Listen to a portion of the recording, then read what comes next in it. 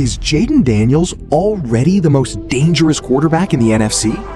Washington Commanders fans may have a future superstar, but the NFL world is now asking one explosive question. Is he truly top 10, or are we rushing the hype? Is he the best quarterback in the NFC? I believe he's in a great situation. That's not what I asked you, CC. Is No, I he don't the believe best he's the best quarterback in quarterback. the NFC? No, he's not the best quarterback. Who is? Say it. It's a rookie. Say it. Say it. Get it out your system. Say it. There's a kid in Washington. Thank you. Special. When he was on Herm's team at Arizona State, he started as a true freshman. Right. And you wondered, wow, man, he's awful lean to be a quarterback. Is he going to grow into that body? To me, I always felt like he was a better passer than anyone in college football. And I thought he was the best runner. I thought he was better than Caleb last year, man. I don't know what Chicago was thinking about by not looking at this kid. He rushed for 1,000 yards in college football. So you saying if you would have Washington Commanders, you would have took Jayden Daniels with the number 1 overall pick? Yes. Out this top 10 quarterback conversation that's reared its head the last couple days.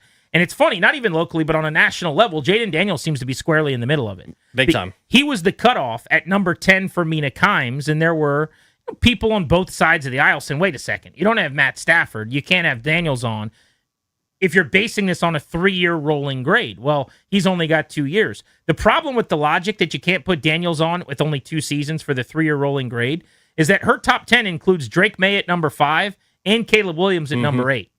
Now, Drake May has had a good year and a spectacular year. Caleb Williams has had a mediocre year and a really good year. And I guess they're banking in the trajectory of those players as well. And then they've got Daniels as a third member of that 2024 draft class at number 10.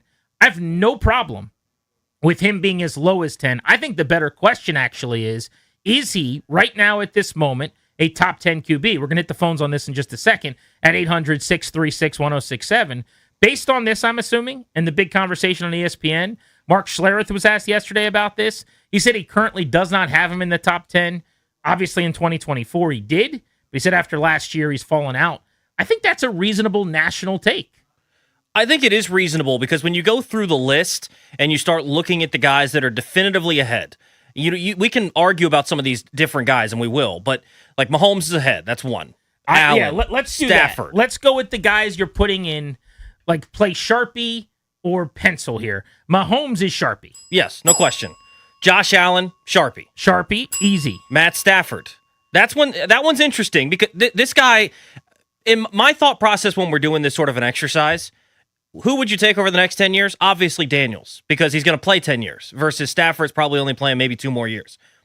Or 2 more weeks, depending on that back. Exactly. If I have to win a game tomorrow, Stafford's probably ahead. You cannot put Jayden Daniels ahead of Matt Stafford in a good faith conversation. No. So that's why I think that list that ESPN did was a little bit crazy to not have him higher on the list. But Stafford, Sharpie for me. 4,700 yards, 46 touchdowns, and 8 picks last year. MVP, he's on. You did not mention the other 2 guys on what I believe to be the current Mount Rushmore. Feels like there's always like a 4-quarterback group, the 4 horsemen. Forever it was like Brady, Breeze, Manning, and Rodgers. Right now, that's Mahomes, Allen, Lamar, and Burrow. Yep. So I think Lamar Jackson and Joe Burrow are also Sharpie. Correct.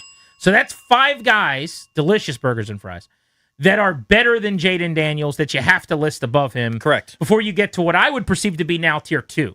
Like I put Stafford as the best of the rest after the big 4, especially after last season.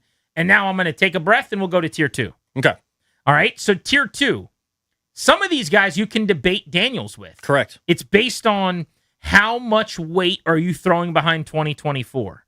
So do you have a ranking over there that you've done? Yes. I do as well. Who's your number 6? Right now I have Drake May. I like that. I tried to push Drake May down the board as low as I could because anytime I say his name, everyone Wait, do you like Drake May? A little bit. Everyone calls me fat and disgusting and that they hate my guts, or worse things that are really, really inappropriate to call someone for no reason. But I pushed him down to number 9 on my list. Okay. For fear of everyone calling me terrible things. Look, like I could quibble with some of these, but I think May is fantastic last season. I think after last year, based on the 2-year profile, it would be really tough to put Daniels ahead of May right now in a top 10. Correct. All right, so we'll put Drake May. We'll agree on that. That's 6. So now Daniels is at 7 at best. Who do you have? Well, I'll give you my 6th. I've got Justin Herbert 6th. Okay, he was down at 9 for me, so we flip-flopped those. Oh, okay, interesting. Herbert, he is totally one of these guys that I'm always going to have a little higher than most based on skills, traits, attributes. There's a little more bark than bite. 2-time Pro Bowler, hasn't really done it in the postseason at any point. Middle of the pack CPOE, EPA per play was 21st last year. I think he is... Got an MVP vote, by the way. He did get an MVP vote, stunningly. I think he is a victim of a really bad offensive line. Yes. As well. And it wasn't by design. They lost both of their tackles. But I think that hurt him last season as he had 26 touchdowns and 13 picks. But did you have Daniels behind him? I do. He's one that I could argue with. Okay, so let's not put him in Sharpie then. Let's put him in pencil. I'll move him over to the side. I have Dak Prescott 7th. Okay, I have him as someone that I could argue. I didn't put anyone at 10 because I think Daniels is fighting with I would say 4 other quarterbacks. See, for that I think 10th spot. Dak's one of those guys, you can't really make a case for me right now that Daniels is better than. Sure. Every single year, Dak puts up monster numbers, plays at a fringe MVP level, legitimately. Last year, it's 30-10. It's just yawn, get off the bus. If he doesn't get hurt, 4,500 yards, 30 touchdowns, 4 Pro Bowls. I guess those don't matter anymore because Shedeur Sanders was a Pro Bowl. EPA per play 7th. CPOE, which is my favorite quarterback stat. For those of you that don't know what that is, completion percentage over expected. I love this stat. It's super nerdy, but it's basically with all the ball tracking and chip data now and everything we have. With the average quarterback, is that a completed pass out of your hand? And if you're above average, so like a 1% above average, CPOE means you complete 1% more than the average quarterback. Dak last year was plus 2.2, which came in at 12th in the NFL in that category. Drake May was number 1, but some of the guys you'd expect. Yeah. Joe Burrow was 5th. Jordan Love was 3rd. Caleb Williams is going to be terrible in that stat, 34, because he's not accurate. But I think that Dak has to be on the top 10, and unless we're being homers, he's got to be above Jayden after last year.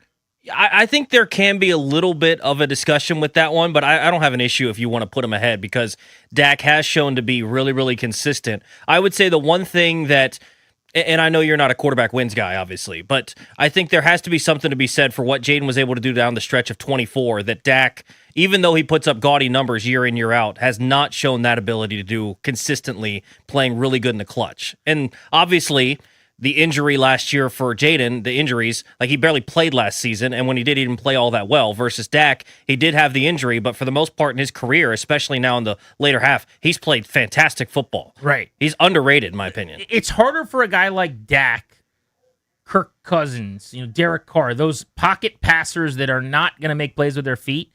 It's never going to look like they're winning the game for you. Correct. Does that make sense? Yeah. When Jayden Daniels beat the Atlanta Falcons in the overtime, he ran on like 4 of the final 7 plays. He ran around before the 3 throws. Like, it's very, I'm about to go be a high school football athlete who's better than everybody else. Yeah, winning pre-snap versus post-snap. Exactly. Dak's doing that by throwing to the right guy at the right time with ball placement. It's just not as sexy. Correct. Right?